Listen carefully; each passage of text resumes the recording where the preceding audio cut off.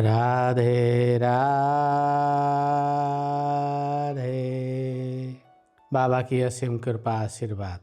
कुलदीप जी हैं, इनका प्रश्न है कि जब आत्मा का जन्म नहीं होता, मृत्यु नहीं होता, तो यातना क्यों भोगना पड़ता है उसको।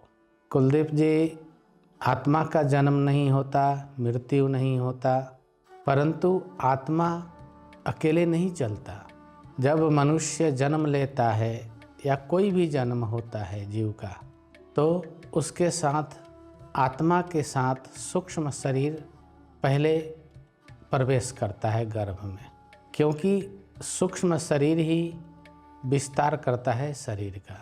जब मनुष्य माँ के गर्भ में होता है, आता है, तो एक पिंड में आता है, एक मांस के लोथड़े में आता है, और जैसा उसका सूक्ष्म शरीर होता है, जैसे मनुष्य के शरीर में आया, तो वो सूक्ष्म शरीर मनुष्य के शरीर के संसर्ग में आने के बाद मनुष्य के शरीर में मनुष्य के आकृति में विस्तार करने लगता है। अगर वह जानवर में जाएगा तो जानवर की शरीर में जानवर जैसा ही विस्तार होगा उसका।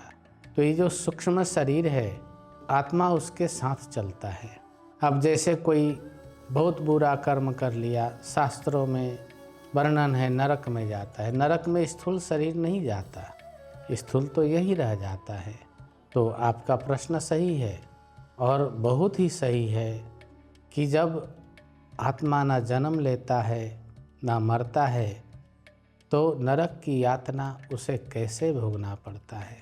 नरक की यातना हमारा सूक्ष्म शरीर भोगता है, क्योंकि सूक्ष्म शरीर हमारे साथ सब सुखों को अनुभव करता है, सब दुखों को अनुभव करता है, उसमें सेंस होता है, और उसको जब ये शरीर छोड़ता है तो अपने सारे अच्छे और बुरे कर्मों को लेकर के समेट करके उसे जाना होता है। जैसे आकाश से बादल जमीन पे बरसात करता है, और वही बरसात का पानी गिरते हुए तो हमें दिखाई देता है। ठीक उसी तरह जैसे जन्म लेते हुए बच्चा दिखाई देता है और मृत्यु के बाद शरीर रह जाता है, लेकिन जो उसमें चैतन्य था वो अदृश्य हो जाता है, गायब हो जाता है, दिखाई नहीं देता है। ठीक उसी तरह ऊपर से गिरा हुआ जल दिखाई तो देता है, लेकिन वह जल सूर्य के ताप से ऊपर कैसे जाता है ये हमें दिखाई नहीं देता।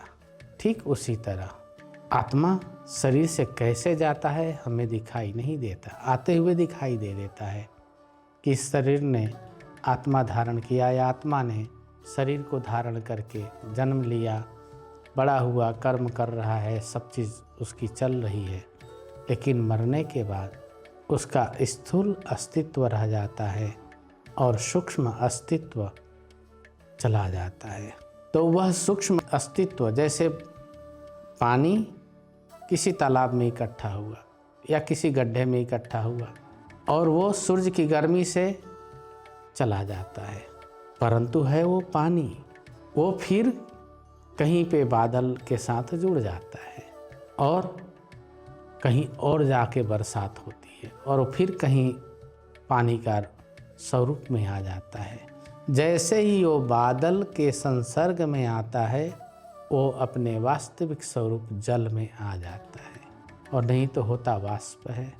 ऐसे ही वाष्प की तरह हमारा सूक्ष्म शरीर होता है, और उस सूक्ष्म शरीर में आत्मा सूक्ष्म रूप से विद्यमान रहता है। और जब यह शरीर छूट जाता है, जीव कर्मों के अनुसार नरक जाए, स्वर्ग जाए, देवलोक जाए, वैकुंठ जाए, कहीं भी जाए, वहाँ की जो गतिविधियाँ हैं उसे उस पालन करना पड़ता है। नरक की गतिविधि है यातना, स्वर्ग की गतिविधि है सुख, आनंद, भौतिक आनंद, और उससे भी ऊपर जाएगा ऋषि मुनियों की लोक में, वहाँ है ध्यान, तपश्चर्या। उससे ऊपर उठेगा वैकुंठ, अचिंत हो जाएगा, वो भगवान के स्वरूप में विलीन हो जाएगा। तो इस प्रकार से आत्मा को कोई यातना का अनुभव नहीं होता। आत्मा दोनों से परे है, सुख से भी, दुख से भी, कष्ट से भी और आनंद से भी। तो आत्मा को अब जब आप जान लेंगे कि आत्मा है तो आनंद आपको प्राप्त होता है। किसको? जीव को, सूक्ष्म शरीर को। और आत्मा उसमें आपका सहयोग करता है प्रकाश रूप में और दिव्य चैतन्य रूप में। उसका वही स्वरूप है, इसीलिए आपको वही प्रदान करेगा वो। इस प्रकार आत्मा को कोई यातना नहीं होता है, यातना होता है सूक्ष्म शरीर को। सूक्ष्म शरीर जब आदमी मनुष्य शरीर छोड़ता है तो उसी स्वरूप में वो जाता है। और यातना भोगने के बाद अगर उसे पशु बनना है तो उसे पशु के गर्भ में जाना पड़ेगा, और जिस गर्भ में जाएगा उसी की आकृति उसे धारण करना है, क्योंकि वहाँ पे जिन्स वही है। वो जिन्स के अनुसार, डीएनए के अनुसार उसको पशु ही बनना पड़ेगा। इस प्रकार से आत्मा सुख दुख से परे है, जन्म और मृत्यु से परे है, परंतु सूक्ष्म शरीर के साथ होने के कारण या स्थूल शरीर के होने के कारण, स्थूल शरीर होने के कारण सूक्ष्म शरीर यातना भोगता है, और सूक्ष्म शरीर होने के कारण आत्मा को चाहे नरक में रख लीजिए, स्वर्ग में रख लीजिए, कहीं भी रख लीजिए, वो शांत है। सूक्ष्म शरीर को कष्ट भोगना पड़ता है या सुख भोगना पड़ता है। और जब वही सूक्ष्म शरीर ज्ञानमय होए, चिन्मयमय होए, भक्तिमय, प्रेममय हो, तो वो सूक्ष्म शरीर भी आत्मा छोड़ देता है। फिर परमात्मा का बोध, परमात्मा के परम तत्वों में लीन हो जाता है वो आत्मा। लेकिन उसको लीन होने के लिए सूक्ष्म शरीर छोड़ना पड़ेगा उसे, नहीं तो वो लीन नहीं हो पाएगा। समझ गए? गुरुदेव की असीम कृपा है, बाबा का आशीर्वाद है। राधे राधे, जय श्री राधे।